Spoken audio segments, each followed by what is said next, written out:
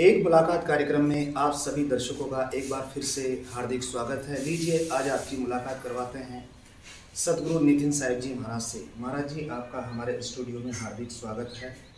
कुछ प्रश्न है जो मैं हर बार की तरह आज भी आपसे करना चाहूँगा। आज मेरा सबसे पहला प्रश्न आपसे यही है कि इंसान को भक्ति करना क्यों ज़रूरी है? साहिब बंदी सदनाम। इंसान को भक्ति करना क्यों ज़रूरी है, बहुत इम्पोर्टेंट सवाल है ये हमारे जीवन का और सारे ही समाज के लिए ये सवाल बहुत ज़रूरी है, क्योंकि जितने भी समाज हैं, जितने भी धर्म हैं, जितने भी पंथ चल रहे हैं, सब भक्ति के ऊपर ही आधारित हैं। कोई भी धर्म है वो भक्ति के ऊपर ही निर्भर है। लेकिन किस प्रकार की भक्ति हमें दी जा रही है, क्या हमें बताया जा रहा है, क्या हमें समझाया जा रहा है, ये बहुत ज़रूरी है। भक्ति क्यों ज़रूरी है? भक्ति इसलिए ज़रूरी है क्योंकि हमें जो इंसानी चोला मिला है ये हमें भक्ति करने के लिए ही मिला है। भक्ति करने का मतलब ये नहीं कि हमें कोई मंत्र जपना पड़ेगा, कोई कलमा पढ़ना पड़ेगा, कोई हमें वाहेगुरु वाहेगुरु, कोई राम राम, कोई अल्लाह अल्लाह, गॉड गॉड, इसे जपने को भक्ति कहते हैं। ये भक्ति नहीं कहते हैं इसको। भक्ति है भग से भागे भगत कहावे, जग से भागे साधु, भग और जग दोनों से भागे ताकर नाम अगाधु। भक्ति उसको कहते हैं जो आपको दोबारा गर्भ में आने से रोक दे, उसको भक्ति कहते हैं। जो भग से भागे, जो गर्भ में जाने से रुक जाए, वही भगत है। अगर आपने अल्लाह अल्लाह, वाहेगुरु वाहेगुरु, राम राम, गॉड गॉड कह के भी अगर तुम उसी गर्भ में चले गए जहां से तुम आए हो, तो फिर क्या भक्ति, कैसी भक्ति? क्योंकि सबसे बड़ी दुविधा यह है कि लोग धर्मों में तो आ जाते हैं, लेकिन धर्मों में भी उनकी विचारधारा बदलती नहीं है। उनको पूछो क्या आप अगला जन्म लेना चाहते हो, गर्व से कहते हैं हाँ हम आना चाहते हैं बार बार यहाँ पे। भाई, भक्ति का मतलब है कि आपका आना जाना मिट जाए, और अगर आपको आने जाने को मिटाने का अगर रास्ता नहीं मिल पा रहा है जहाँ पे आप जुड़े हो, इसका मतलब वो रास्ता पूर्ण नहीं है। गलत नहीं कहूँगा क्योंकि कोई रास्ता गलत नहीं होता, रास्ते सभी ठीक हैं, लेकिन अधूरा और पूरा होता है। इसलिए कबीर साहब ने बिल्कुल क्लियर बोल दिया कि जहाँ से आया और वहीं समाया, कहे कबीर तूने क्या कमाया। गर्भ से ही आया, गर्भ से आने पर ही तूने कोई ना कोई धर्म को ज्वाइन किया। किसी ने उन धर्मों को ज्वाइन कर लिया जो उनके दादा परदादा धारण करके बैठे थे, किसी ने थोड़ा बुद्धि विवेक लगाया और अपने धर्म को परिवर्तित कर दिया, किसी और धर्म में चला गया अपने बुद्धि विवेक के द्वारा कि मेरे धर्म में क्या खामियां हैं, मेरे धर्म में क्या कमियां हैं। उन कमियों को देख के और दूसरे धर्मों की अच्छाइयों को देख के, उनके नियमों को देख के वो आगे बढ़ गया। लेकिन बात वहीं पे आती है कि अगर आप दोबारा गर्भ में आ रहे हो तो आपकी भक्ति पूर्ण नहीं। इसलिए इंसान को तो भक्ति करनी चाहिए, सारे कर ही रहे हैं, लेकिन हमें परख करके सत भक्ति के साथ जुड़ना चाहिए। सत भक्ति और नॉर्मल भक्ति में जमीन आसमान का अंतर होता है। नॉर्मल भक्ति पत्थरों से भी होती है, पेड़ों से भी होती है, पशु पक्षियों से भी होती है। आप देखो कितने लोग दाना डालते हैं, चिड़ियों को दाना डालते हैं, मछलियों को आटा डालते हैं, ये भी भक्ति ही है। ये भी किसी ना किसी पंथ के नियम ही है, फॉलो कर रहे हैं। लेकिन सत भक्ति क्या है, उनको ये खबर नहीं हो पाती। सत भक्ति का मतलब है सच्चे गुरु से, पूर्ण गुरु से नाम दीक्षा ले लेना, यानी अपने असली स्वरूप का ज्ञान ले लेना, ताकि आपको ये शरीर त्यागने के बाद गर्भ में ना जाना पड़े दोबारा उसी शरीर को धारण करने के लिए। तो असली भक्ति वो है जो आपको शरीरों से हटा के आत्मा से जोड़े, वही सच्ची भक्ति है। और वही भक्ति हमें करने के लिए इंसानी चोला मिला है। साहिब गुरु जी, बहुत से ऐसे भक्त हैं जो सत्य भक्ति करना चाहते हैं लेकिन फिर भी नहीं कर पाते, जीवन में बहुत सारी समस्याएं आ जाती हैं, तो कारण क्या है? देखो, सच्ची भक्ति करने के लिए सबसे पहले आपको दृढ़ संकल्पी होना पड़ेगा। दृढ़ संकल्प यानी कि आपको अटल विश्वास के साथ भक्ति करनी है। अगर आपका विश्वास पूर्ण नहीं है, आप पूरा विश्वास करके भक्ति नहीं कर रहे हो, तो आप डोल जाओगे। और इसका केवल एक कारण नहीं है कि आप कैसे डोलोगे, क्यों डोलोगे, इसके बहुत से कारण हैं। सबसे पहला कारण तो ये होता है कि अगर आप भक्ति के लिए नाम दीक्षा लेके भी आ गए हो और आप भक्ति भी कर रहे हो और आपको लगन पूरी है, लेकिन परमात्मा आपकी परीक्षा लेने लगा है, अब आपको क्या करेगा? वो आपको ज़्यादा से ज़्यादा समय वो कोई भी अनुभव नहीं देगा। आप बैठोगे, आपको 6 महीना हो गया, 1 साल हो गया, 1.5 साल हो गया, 2 साल हो गया, आपको एक रत्ती भर भी अनुभव नहीं हो रहा है, कुछ भी नहीं आ रहा है, कुछ भी नहीं समझ में आ रहा, आप डोलने लग जाओगे। इसलिए मैं हर बार यही कहता हूं कि ये जो भक्ति है ये अडोल भक्ति है। इसमें आपने सिर धड़ की बाजी लगाना है। आप नाम दीक्षा बिल्कुल मत लो, जल्दबाजी में तो बिल्कुल मत लो। आप 10 साल तक भी इस ज्ञान को समझो, आप रास्ते को समझो कि रास्ता क्या बताया जा रहा है।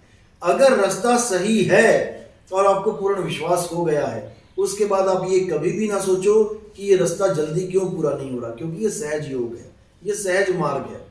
इसमें चींटी से भी धीरे चाल में भक्ति होती है।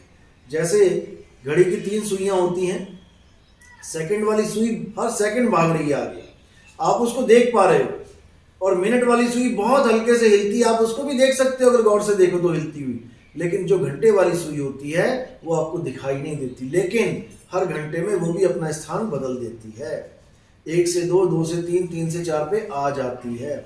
इसी प्रकार आपकी जो भक्ति है वो घंटे वाली सुई से भी धीमी है, लेकिन यकीन रखना कि वो भक्ति चल रही है, ऐसा नहीं है कि वो स्टॉप हो गई है।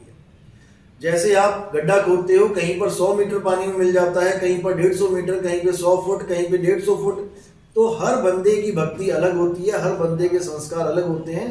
परमात्मा हर बंदे की अलग परीक्षा लेता है, दया भी अलग अलग तरह से करता है, उसके संस्कारों पे डिपेंड करता है, सारा परमात्मा की दया पे डिपेंड करता है। तो एक तो ये कारण हो गया। दूसरा कारण होता है जब हमें विचलित करने वाले हमारे आजू बाजू जो बैठे होते हैं विचलित कर देते हैं। विचलित कैसे करते हैं? आपको आपकी भक्ति पर शक करवा के, जो आप भक्ति कर रहे हो, आपको आपके विवेक पे पूरा विश्वास ना होने के कारण आप दूसरे की बात को जब माइंड में ले लेते हो, जब समझने लग जाते हो, अपना विश्वास कम होता है और दूसरे पे ज्यादा करने लग जाते हो, तब आपकी भक्ति विफल हो जाती है। आप भक्ति नहीं कर पाओगे, क्योंकि आपको पता है कि इस वक्त हमारे सत्संग सुन के जितने भी ज्ञानी बने बैठे हैं और जितने भी ये लोग हमारे सत्संग को अच्छी तरह समझ रहे हैं, अब ये अपने स्वार्थ के लिए हमारे ही भक्तों को विचलित करने में लग जाते हैं। क्योंकि उनको पता है कि भगत को अगर ये बोल दिया जाए कि बेटा जो तू कर रहा है इससे तेरी भक्ति नहीं होगी, परमात्मा कभी नहीं मिलेगा, तो कहीं ना कहीं वो डिमोरलाइज हो जाता है, कहीं ना कहीं वो डिमोटिवेट हो जाता है। इसका फायदा उठाते हैं ये लोग, क्योंकि भगत भोले हैं, भक्तों को नहीं पता क्या सही क्या गलत है। भगत तो जैसे आप बोलोगे वैसे चलने को तैयार है परमात्मा को पाने के लिए। तो ऐसे चतुर प्राणी जो विहंगम चाल को डिनाई करके, विहंगम चाल को झूठा बता के आपको किसी और भक्ति से जोड़ने के लिए बैठे हुए हैं, इन्हीं लोगों को भगवान ने, परमात्मा ने काल का दूत बोला है। और ये हर पंथों में होते हैं, ऐसा नहीं होते हैं। खासकर कबीर पंथ में तो इनका अच्छा जमावड़ा होता है, लेकिन परमात्मा ने ऐसी दया बख्शी है कि 2023 तक ये सारे के सारे अपने असली रूप में आ जाएंगे और इस पंथ से बाहर दिखाई देंगे।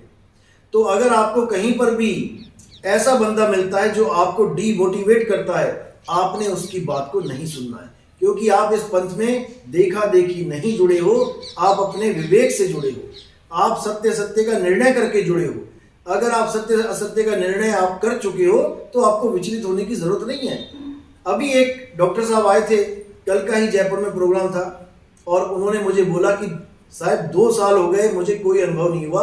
और ये सच है कि वो बार बार अरदास करते थे कि कुछ तो करो, कुछ तो करो, और मैं हमेशा यही बोलता था आप पूरे विश्वास के साथ लगे रहो, परमात्मा दयाल है, कभी ना कभी दया जरूर करेगा। और खुशी की बात है कि आज 2 साल के बाद, आज से ही कहते हैं कि 10 दिन पहले मुझे इतना अच्छा अनुभव हुआ, अब मेरा विश्वास पूरा बन गया है कि हाँ मैं बिल्कुल सही रास्ते पे हूं। मैं यही बोलता हूं आपको, आप रास्ता देखो कि अगर रास्ता सही है तो आप उस पर विश्वास करके चलो। लेकिन आप इस बात को बिल्कुल दिमाग में मत रखो कि मुझे 3 महीने में परमात्मा मिल जाएगा, 6 महीने में मिल जाएगा, 1 साल में मिल जाएगा। ये सब बातें निरर्थक हैं। परमात्मा को पाने के लिए लोग पूरा पूरा जन्म बैठे हैं, इंतजार किया है, तब मालिक ने दीदार दिया है। इसलिए इन चीजों को बिल्कुल माइंड ना करना कि कोई कहे कि 6 महीने में परमात्मा मिल जाता है, नितिन दास से नाम लिया है, 1 साल हो गया, 2 साल हो गया, परमात्मा नहीं मिला। इस चीज में आपने कभी ध्यान नहीं देना है। परमात्मा बंदी छोड़ है, दयाल है। आप विश्वास करो, भक्ति करो, बाकी सब उस पर छोड़ दो, सरेंडर करो। हम परमात्मा को गुलाम नहीं बना सकते कि हम उसको ऑर्डर दे दे कि 6 महीने के अंदर ही मिल जाना मुझे, ऐसा बिल्कुल नहीं है। और कबीर साहब ने जहां पर 6 महीने का जिक्र किया है तो एक कंडीशन है उसकी जब सत्संग खोलेंगे तो आपको हर चीज समझ में आएगी कि किन लोगों को बोला गया है कि 6 महीने में दीदार दूंगा। ये आपको सब समझ में आएगा, लेकिन वो कंडीशंस हैं। जैसे आप जयपुर से जोधपुर जाना चाहते हो तो अगर आप गूगल मैप पे भी सर्च करोगे तो किलोमीटर के साथ टाइमिंग भी आती है कि आप लगभग इतने घंटे में पहुंच जाओगे, लेकिन वो कंडीशन है कब? अगर आप लगातार चलोगे। अगर कार से देख रहे हो तो कार की टाइमिंग बताई जाएगी, अगर मोटरसाइकिल से देखोगे मोटरसाइकिल का लगभग समय कितना लगेगा बताया जाएगा, अगर आप पैदल आदमी की देखोगे तो पैदल आदमी का अलग टाइम होगा। तो हर प्रकार समय अलग होगा, दूरी सबके लिए एक है। इसीलिए हर जीव परमात्मा का जीव है, लेकिन अलग अलग संस्कार हैं, अलग अलग उसकी स्थिति है, किसकी सूरत कितनी भटकी है, किसकी सूरत कहाँ लगी है, किसकी सूरत कितना कंट्रोल में है, ये सब डिपेंड करता है कि परमात्मा 6 महीने में मिलेगा या नहीं मिलेगा। लेकिन फिर भी हम नहीं कह सकते कि वो इस वाणी को लिखकर बंधन में आ गया कि मैं 6 महीने में ही मिलूंगा। इस बात को भी आप दिमाग से निकाल देना। परमात्मा कभी बंधन में नहीं आता, भले वो ऐसी 1000 वाणियां लिख दे कि मैं तुझे एक पल में मिलूंगा। बोला ही उन्होंने, खोजी होए तुरंत मिल जाऊं एक पल की तलाश में, लेकिन इतना बोलने के बाद भी वो बंधन में नहीं है कि अब वो पल में नहीं मिला तो हम उसको झूठा सिद्ध कर दे। हम नहीं कर सकते। वो बंदी छोड़ की दया है, वो जब दया करेगा आपको तब मिलेगा। आप अच्छे बच्चे की तरह इंतजार करना सीखो, क्योंकि सबने कहा है इंतजार का फल मीठा। साहिब गुरुजी, अगला मेरा सवाल आपसे यही है कि क्या गृहस्थी गुरु जो गृहस्थ में रहते हैं, अपनी गृहस्थी अभी तक नहीं छोड़ रहे थे, अपने परिवार के साथ रहते हैं, ऐसा गुरु क्या हमें भवसागर से पार करा सकता है? बहुत अच्छा सवाल है, क्योंकि गृहस्थ गुरुओं की भरमार है भारत देश में, भारत के बाहर भी।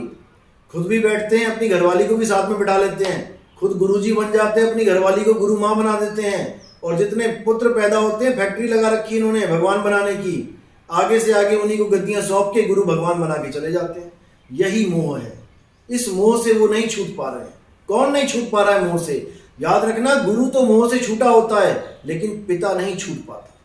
ये वही लोग हैं जो पिता हैं, गुरु नहीं है। गुरु तुम्हारे लिए हैं, तुम्हें अच्छी अच्छी बातें बताएंगे, लेकिन जब अपने ऊपर बात आ जाती है तो ये पिता का रोल निभा के जाते हैं। इसलिए कबीर साहब ने कहा, गिरही होके कथे ज्ञान और अमली होके धरे ध्यान, साधु होके कूटे भग, कहे कबीर ये तीनों ठग। ये तीनों ठग हैं, आपने इन ठगों से बचना है। एक जब विरक्त साधु होता है, आप उसको बंदगी देके देखो, वो अपनी जो बंदगी है, जो उसको दान चंदा मिलता है, वो हमेशा जीवों पे लगाएगा। और जो गृहस्थी साधु है, आप उसको देके देखो, अपने बच्चों के लिए मोबाइल, अपने बच्चों के लिए मोटरसाइकिल, अपने बच्चों के लिए सारे इंतजाम करके जाएगा। ये फर्क है। तो साहिब ने बोला, परिवार कारणे पेट कारणे करे गुरुवाई, पीढ़ी सहित नरक में जाई। तो ऐसे गुरुओं से बचना है जो गृहस्थी होके आपको ज्ञान बांटते फिरते हैं, क्योंकि गृहस्थी गुरु कभी किसी का कल्याण नहीं कर सकता, वो खुद का ही कल्याण कर ले, वही बहुत बड़ी बात है। इसीलिए साहिब ने हर जगह बोला है, जिसका गुरु गिरही है और चेला गिरही होए, कीच कीच को धोते दाग न छूटे कोई। दोनों को कीचड़ की उपाधि दे दी है।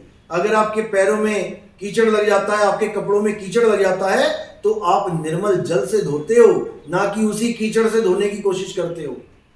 आप खुद ग्रस्त में हो, आप खुद भोग विलास में पड़े हुए हो, और आपका गुरु भी भोग विलास में पड़ा है, तो वो कब आपको पार करेगा? वो तो आपको ऐसा संदेश भी नहीं देगा कि बेटा भोग विलास त्याग दो, क्योंकि वो खुद नहा रहा है उस गंगा में। तो आपको भी उससे पार नहीं, कभी संदेश तक नहीं देगा आपको, क्योंकि उसे पता है ये तीर उल्टा मेरे भी लग जाना है, इसलिए कभी बोलेगा तक नहीं। ये जो मैंने वाणी बोली है कबीर साहब की, ये तो कभी जीवन में छुएगा भी नहीं, क्योंकि ये वाणी पे पूर्ण नहीं उतर पाएगा। इसलिए इन अधूरे गुरुओं ने क्या कर रखा है, कबीर साहब की केवल वो वाणियां उठाते हैं जहां गुरु की महिमा है, उनको अपने ऊपर फिट करते हैं कि देखो कबीर साहब ने गुरु के बारे में कितनी बड़ी बड़ी बातें बोली हैं, और गुरु कौन? मैं ही गुरु हूं। इतना बड़ा जाल बिछा रखा है इन गुरु लोगों ने, आप नहीं समझ सकते। आप तब समझ पाएंगे जब आप कहत कबीर सुनो भाई साधो नितिन दास चैनल सुनना शुरू करेंगे, आपको एक एक चीज समझ में आ जाएगी कि गुरु कैसा होना चाहिए। तो साहिब ने बोला है, गुरु करो जान के पानी पियो छान के, ये उस समय की वाणी है 600 साल पहले, जब लोग तालाबों से, लोग कुएं से पानी लेके आते थे और उस पानी में अनंतों जीव जो हम बिना छाने पी जाते थे। वहां कबीर साहब ने मना किया कि बिना पानी छाने कभी नहीं पीना चाहिए, क्योंकि पता नहीं कौन कौन से जीवाणु विषाणु हमारे अंदर चले जाते हैं, कितने छोटे छोटे जीव चले जाते हैं। लेकिन आज वो वाणी बिल्कुल उलट गई है। आज के समय में अगर आप पानी छान के पियोगे कपड़े से, तो समझ लो कि आपने पानी को और बर्बाद कर दिया। आरओ जो लगे हुए हैं वो छना छनाया पानी आपके पास पहुंचा रहे हैं। आपने किसी कपड़े में अगर छाना तो उस कपड़े में कितने जीवाणु बैठे हुए हैं जो उस पानी के साथ फिर दोबारा उसी गिलास में आ जाएंगे और आप फिर उन्हीं चीज को पी लोगे। यहां पर वाणी क्या आती है? गुरु करो छान के और पानी पियो जान के। आपके सामने 4 गिलास रख दिए जाएं, जिसमें से एक 5 दिन का पुराना पानी हो, एक बाथरूम का गुसलखाने का पानी भर के आप लेके आए हो, एक आरओ का पानी हो और एक ऊपर टंकी का पानी हो, तो आप कैसे पहचान पाओगे कि कौन सा पानी कैसा है? क्योंकि सारा देखने में एक सा होगा। वहां आपने पानी को जान के पीना है, उसको जानो कि भैया ये आरओ का है, ये टंकी का है, ये 5 दिन पुराना है, तब तो आपका काम बनेगा। और गुरु को छान के, गुरु को छानना है। आप छलनी लगाओ, छलनी क्या है? बाणी ही छलनी है। कबीर साहब की बाणियां देखो, और जो गुरु उस बाणी से मैच नहीं खा रहा है, जिसका ज्ञान उन बाणियों से मैच नहीं खा रहा है, उसको अपने जीवन से निकाल दो। कबीर साहब ने ये नहीं कहा कि आप एक बार गुरु धारण कर लो, आप उसको छोड़ नहीं सकते। ये गुरुआ लोग क्या करते हैं, आपके दिमाग में ऐसा अज्ञान डाल देते हैं कि आप गुरु बदल नहीं सकते। आपने एक गुरु बना लिया तो आपने एक पति बना लिया। अब अगर आप पति को छोड़ दोगे तो आप वैश्या कहलाओगे। एक को छोड़ के दूसरे के पास जाओगे, दूसरे को छोड़ के तो आप वैश्या की कैटेगरी में आ जाओगे। लेकिन कबीर साहब ने ऐसा कभी नहीं कहा। कबीर साहब ने कहा कि शब्द हमारा गुरु है। उस शब्द गुरु को पाने के लिए अगर हमें 50-100 गुरु भी बदलने पड़ जाएं तो हमें कोई गम नहीं होना चाहिए, हमें कोई लाज नहीं होनी चाहिए, शर्म नहीं आनी चाहिए। क्यों? जब लग मिले नहीं शब्द वो सांचा, और तब लग करो गुरु 10 पांचा। उसके लिए आप 10 क्या, 20 क्या, 100 क्या, दत्तात्रेय ने 24 गुरु किए। आपको बिल्कुल संकोच नहीं करना चाहिए अगले गुरु की शरण में जाने से, क्योंकि ज्ञान ही गुरु है। आप पिछले गुरु के पास शक्ल देख के नहीं गए थे कि आपको उसकी शक्ल से प्रेम है, आपको उसके शरीर से प्रेम है। आपने ज्ञान समझा और आपने गुरु धारण किया। वो गुरु चाहे गोरा है, काला है, इससे कोई फर्क नहीं पड़ता। अगर आपको आगे का ज्ञान मिलता है तब भी आपको बिल्कुल नहीं सोचना चाहिए कि मैं इस गुरु को छोड़ रहा हूं। याद रखें, आप गुरु को नहीं छोड़ रहे हैं, आप उस अज्ञान को छोड़ रहे हैं जो वो गुरु दे रहा है। तो साहिब ने बिल्कुल साफ मना किया और सीधे बोल दिया, जिस गुरु से भरम ना मिटे, भ्रांति जीव की ना जाए, सो गुरु झूठा जान के त्यागत देर ना लगा। उसको त्याग दो, वो गुरु तुम्हारा कल्याण नहीं कर पाएगा, लेकिन उसका नमस्कार भी करो जिसने तुम्हें यहां तक पहुंचा दिया जहां पर आके तुम्हें नितिन दास के सत्संग समझ में आने लगे। इनका इतना ही उपकार है आपके जीवन में कि आपको उन्होंने एक ट्रैक पे डाल दिया, एक रास्ते पे डाल दिया, लेकिन वो गुरु मंजिल नहीं दे पाएंगे, क्योंकि मंजिल कहीं और है। साहिब, तो देखिए दर्शकों, इस बात का हमेशा ध्यान रखें कि कभी भी गृहस्थ को गुरु नहीं बनाना चाहिए, क्योंकि गृहस्थ गुरु जो खुद मोह माया में फंसा हुआ है वो कभी भी हमें भवसागर से पार नहीं कर सकता। गुरुजी, मेरा अगला सवाल यही है, आत्मा, मन और सुरति के बारे में, ये तीनों चीज़ों के बारे में आप हमें थोड़ा बताएं कि आत्मा क्या है, सुरति क्या है और मन क्या है। बहुत ही सुंदर सवाल है और बहुत से लोगों का यही सवाल होता है। लगभग 90% लोग यही सवाल पूछते हैं व्हाट्सएप पे भी और मैसेजों के द्वारा, ईमेल के द्वारा। वो इसमें बहुत कंफ्यूज रहते हैं कि मन और सुरत एक हैं या दो। और जैसे अधूरे गुरुओं ने समझा दिया है कि आत्मा भटकती है, आत्मा प्रेत बन जाती है, तो ऐसे ही लोग आत्मा को भी समझ नहीं पाते। वो आत्मा को भी सोचते हैं कि आत्मा भटक रही है। आत्मा कभी नहीं भटकती। भटकने वाले 2 चीजें हैं, एक मन और एक सुरत। ये क्यों भटक रहे हैं, कैसे भटक रहे हैं, इस पे आपने पूरा विचार करना है। जैसे आप अपनी बाइक पे बैठ गए, मोटरसाइकिल पे बैठ गए, अब आप गली में गली भटक रहे हैं शहर में। अब कौन कौन भटक रहा है? 2 चीजें भटक रही हैं। कौन कौन? एक तो आप भटक रहे हो गलियों में, और एक आपकी मोटरसाइकिल भटक रही है गलियों में। आप दोनों ही भटकने वाले हो। लेकिन अब भटका कौन रहा है, आपने ये विचार करना है। और भटक कौन रहा है? तो कबीर साहब कहते हैं मन के मते ना चालिए, मन है पक्का दूत। अब मन ही भटकाने वाला है। कबीर साहब सूरत को कह रहे हैं मन के मते मत चालिए। अगर तुम्हारे अंदर मन कुछ विचार पैदा कर रहा है, गलत विचार पैदा कर रहा है और तुम उसके साथ चली जा रही हो, तो समझ लो तुम भटक गई हो। मन तो भटकेगा ही और तुम भी भटक जाओगी। लेकिन कहो कि मन अकेला भटकने चला जाए, नहीं भटक सकता। बिना सूरत के मन नहीं भटक सकता, क्योंकि मन बिना सूरत के कहीं नहीं जा सकता जब तक सूरत उसको ताकत ना दे। और सूरत बिना मन के कहीं नहीं जा सकती, क्योंकि मन ही भटकाएगा। यानी कि बाइक के बिना आप और आपके बिना बाइक नहीं चल रही है, दोनों एक साथ चल रहे हैं। लेकिन भटकाने वाला कौन है? मन। भटकने वाली कौन है? सुरता। अब सुरता और आत्मा में क्या फर्क है? लोग इसको नहीं जान पाते।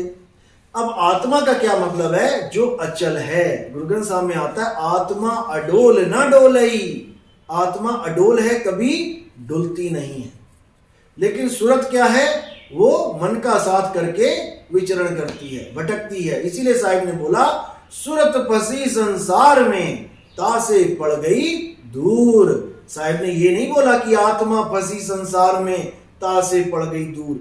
आत्मा का तो ज्ञान प्राप्त करना है सूरत को। कैसे? आत्म ज्ञान बिना नर भटके। नर कौन है? अगर आप नर को शरीर मानोगे तो शरीर के आत्म ज्ञान को प्राप्त करेगा, किसी का शरीर आत्म ज्ञान को प्राप्त नहीं कर सकता। नर बोला गया है उस सुरता को जो नर का चोला धारण करके भटक रही है।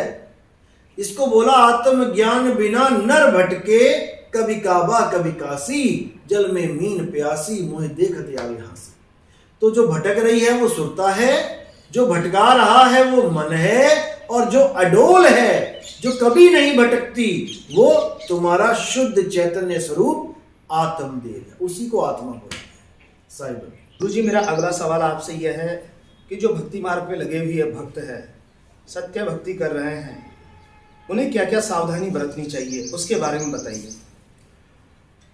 भक्ति करना बहुत अच्छी बात है। जो भी भक्ति कर रहे हैं बहुत अच्छी बात है, भक्ति करें, पूरे दृढ़ विश्वास के साथ करें। सावधानियों में बस आपने ये देखना है कि आपकी भक्ति पूर्ण करने के लिए क्या विशेषताएं होनी चाहिए आपके पास।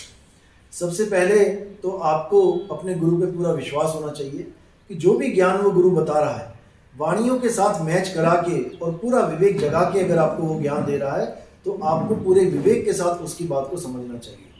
उसका कोई स्वार्थ नहीं है आपको समझाने के पीछे। वो यही चाहता है कि उसके सारे भाई, उसके सारे भगत, उसके परमात्मा के सारे जीवांश उस सत्य को प्राप्त कर सके और घर बैठे प्राप्त कर सके। उसका एक ही लक्ष्य है। इसलिए सबसे पहले तो दृढ़ विश्वास हो भक्ति में भी, और अपने रास्ते पे भी, जिस रास्ते पे आप चल रहे हैं उस पर दृढ़ विश्वास के साथ चलिए। दूसरा ये है कि आप जो मर्यादाएं बताई जाती हैं उन मर्यादाओं पे खरे उतरें, मर्यादाओं को बिल्कुल ना तोड़ें। बाय चांस अगर कोई मर्यादा टूटती है तो क्षमा मांगे और वो गलती दोबारा तो कदापि ना करें। उसके बाद आप उन लोगों से बचें जो आपके दिमाग में नेगेटिविटी डालते हैं, जो आपके नकारात्मक सोच को बढ़ाते हैं। उन लोगों से आप बिल्कुल मुलाकात और बिल्कुल बात करना बंद करें, क्योंकि उनका मकसद ही यही है कि आप नेगेटिव हो जाएं, आप उस चीज़ को प्राप्त ना कर पाएं। क्योंकि इस दुनिया में ऐसा नहीं है कि सब आपका भलाई करने आए हैं। बहुत से लोग ऐसे हैं जो आपका बुरा भी करते हैं। स्कूल में सब बच्चे पढ़ने ही नहीं आते, कुछ बच्चे ऐसे भी होते हैं जो दूसरे बच्चों को बिगाड़ने आते हैं, क्योंकि वो खुद बिगड़े होते हैं। इसी प्रकार आपने अटल भक्ति करनी है, पूरे विश्वास के साथ भक्ति करनी है। उन चीज़ों से दूर रहना है जो आपको भक्ति से दूर कर रहे हैं, और उन लोगों से भी सतर्क रहना है जो अपने स्वार्थ के लिए आपको यूज करते हैं। याद रखें, जो असली सच्चा गुरु होता है वो आपको कभी भटकाता नहीं है, वो आपको कभी रोकता भी नहीं है कि बेटा तुम मेरे पास आ गए हो, अब कहीं नहीं जा सकते। वो आपको इतना विवेकी बना देता है कि सत्य सत्य का निर्णय अब आप स्वयं कर सकते हैं। आप खुद समझ सकते हैं कि आपका भला कहाँ पे है और आपका बुरा कहाँ पे है। किसी के कहने पे कभी विश्वास ना करें, अपनी बुद्धि विवेक पे विश्वास रखें, क्योंकि परमात्मा ने आपको कोई कमी नहीं छोड़ी है देने में। हर आदमी को हीरा बनाया हुआ है, बस उसे तराशने वाला कोई चाहिए। चमक उस हीरे में अपने आप, अपने खुद से होती है, किसी से चमक नहीं लेनी पड़ती है। बस तराशने के लिए आपको एक गुरु चाहिए जो आपको तराश देता है। तो सावधानियां यही हैं, और बाकी जो मैं सत्संगों में बताता हूँ आप सत्संग सुनते रहिए।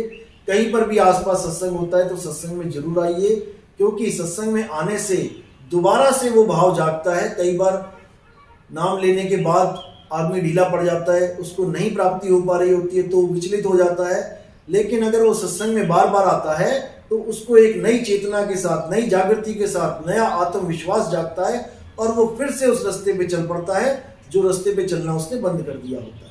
इसलिए सत्संग तो सबसे जरूरी है। इसीलिए बोला गया है, बिन सत्संग विवेक न होई, राम कृपा बिन सुलभ न सोई। तो राम की कृपा तो चाहिए ही चाहिए, उसमें तो कोई दो राय नहीं है, लेकिन राम की कृपा भी तब होती है जब सत्संग से विवेक जाग जाता है और आप सत्य असत्य का निर्णय करके सत्य के मार्ग पे चलना शुरू कर देते हैं। साहिब गुरु जी, बहुत बहुत धन्यवाद आपको जो आप जयपुर में पधारे और हमारे जैसे भटके हुए जीवों को जो भक्ति के मार्ग पर लगा रहे हैं, इसके लिए मैं आपको धन्यवाद देना चाहूँगा। पूरे देशवासियों को आप क्या संदेश देना चाहते हैं? साहिब जी, देशवासियों के लिए मेरा एक ही संदेश है कि अगर हम अपने देश को आगे बढ़ते देखना चाहते हैं तो उससे पहले हमें खुद आगे बढ़ना पड़ेगा। याद रखिए, आप ही देश हैं। हम कहते हैं हमारा देश विश्व गुरु बन जाए, तो देश विश्व गुरु कैसे बनेगा? देश तो भारत देश है, जमीन है, बॉर्डर है, बिल्डिंगें हैं, प्लॉट्स हैं, क्या वो विश्व गुरु बनेंगे? कभी नहीं। विश्व गुरु आपको बनना है। अगर आप विश्व गुरु बने तब भारत विश्व गुरु बनेगा, अन्यथा कुछ नहीं होने वाला। जैसे आज तक होता आया है वैसे ही आगे भी होगा। बदलना आपने खुद को है। जब एक एक आदमी बदलता जाएगा, एक एक आदमी बदलता जाएगा, गांव बदल जाएगा, गांव से शहर बदल जाएगा, शहरों से स्टेट्स बदल जाएंगी, स्टेट से पूरा देश बदल जाएगा। इसलिए सबसे पहला जो कार्य है जो हमें पिछाड़ रहा है बाकियों से, वो क्या है? वो है हमारे धर्मों के जितने भी झगड़े हैं। हमें अपने धर्मों के नाम पे, अपनी जात पात के नाम पे हमें कभी कोई झगड़ा नहीं करना चाहिए। और जो लोग धर्म के नाम पे उकसाने वाले हैं उनका साथ तो हमें कभी नहीं करना चाहिए। उनके भाषण को भी हमने रिजेक्ट मार देना चाहिए, नहीं सुनना चाहिए। हम जितना ज़्यादा वायरल करते हैं उतना ही ज़्यादा हम अपने आप को गर्क में लेके जाते हैं। हमें एक ऐसा देश बनाना है जहाँ पर हिंदू, मुस्लिम, सिख, ईसाई सब भाईचारे के साथ रहें, कोई किसी का वैर ना करे, कोई किसी से विरोध ना करे। याद रखो, जब 1971 की लड़ाई हुई, चाइना के साथ लड़ाई हुई, तब हिंदू मुसलमान ऐसा कुछ नहीं था। सब फौजी भाई, मुसलमान भाइयों ने कितने टैंक उड़ाए, मुसलमान भाइयों ने कितने युद्धों को जीतने के लिए अपनी जानें दी। किसके लिए दी? केवल मुसलमानों के लिए दी क्या? ऐसा बिल्कुल नहीं था। हिंदुओं ने मुसलमानों के लिए दी, मुसलमानों ने हिंदुओं के लिए दी, दोनों ने सबके लिए दी। सारे भारत के लिए इन दोनों ने अपनी जानें दी। हम ये नहीं कह सकते कि मुसलमान गुरु हैं, बुरे हैं, या हिंदू ही अच्छे हैं, या केवल हिंदू अच्छे हैं मुसलमान बुरे हैं, या कोई और धर्म अच्छा है दूसरा बुरा है। ऐसा कुछ नहीं है। हम सब इंसान हैं, हम सबको एक ही धर्म फॉलो करना चाहिए, इंसानियत। 10वीं पातशाही के पास एक कन्हैया भगत थे, कन्हैया लाल, भाई कन्हैया कहते हैं उनको। वो भी मुसलमानों के खिलाफ लड़े, तलवार खींची उन्होंने, ब्रह्मज्ञानी थे, तलवारों से काटा भी लोगों को। लेकिन शाम को जब पानी पिलाने जाते थे अपनी फौज को, जो घायल हैं उनको दवाइयां देने जाते थे, तो वो केवल अपनी ही फौज को पानी नहीं पिलाते थे, जो मुसलमान उनके विरोधी, उनके दुश्मन कराहते होते थे, उनको भी वो पानी पिला देते थे। क्योंकि वहां पर असली इंसानियत, असली धर्म दिखाई देता है। असली धर्म यही है कि हमें एक दूसरे की मदद करनी चाहिए, एक दूसरे के विचारों को समझना चाहिए, और जो हमें लगे कि ये समाज के लिए सही नहीं है, हमें उन चीजों को धर्म से ही अलग कर देना चाहिए। क्योंकि याद रखें, समाज है तो धर्म है, इंसान है तो धर्म है। आज अगर चाइना, आज अगर पाकिस्तान एक परमाणु बम फेंक देता है हमारे शहर पे, तो जब वहां शहर में कोई है ही नहीं रहने वाला, तो धर्म कौन फॉलो करेगा? कौन सा धर्म, कौन से इंसान को बचाएगा? सारे मारे जाएंगे। इसलिए धर्म बाद में है, इंसान पहले है। पहले हम इंसान बन के इस धरातल पे आए हैं, धर्म तो हमने बाद में ज्वाइन किए हैं। 1400 साल पहले हमने मुसलमान धर्म को अपना लिया, 300 साढ़े 300 साल पहले हमने सिख धर्म को अपना लिया, और भी कई धर्म है जिनको आप देख सकते हैं कि कब उनकी शुरुआत हुई। लेकिन हिंदू धर्म वाले कहते हैं कि हिंदू धर्म सनातन है, इसका कोई अंत नहीं है। ऐसा नहीं है। हिंदू धर्म का भी अंत है। कहाँ? जब इंसान आया उससे पहले हिंदू धर्म भी नहीं था, क्योंकि धर्म को फॉलो करने वाला ही कोई नहीं था। इंसान ने ही धर्म की नींव रखी है, इंसानों ने ही वेद को बनाया है। वेदों से पहले इंसान थे, इंसान के बाद वेद आया है। ऐसा नहीं है कि इंसान से पहले ही वेद थे, ऐसा बिल्कुल नहीं। इसीलिए साहिब ने बोला ब्रह्म बड़ा की जहां से आया, अरे वेद बड़ा की जिन निर्माया। जिसने वेदों को बनाया है वो वेदों से भी उच्च है, जिन्होंने वेदों की रचना करी है वो वेदों से भी महान है। और वो कोई धर्म नहीं है, वो आत्मदेव है।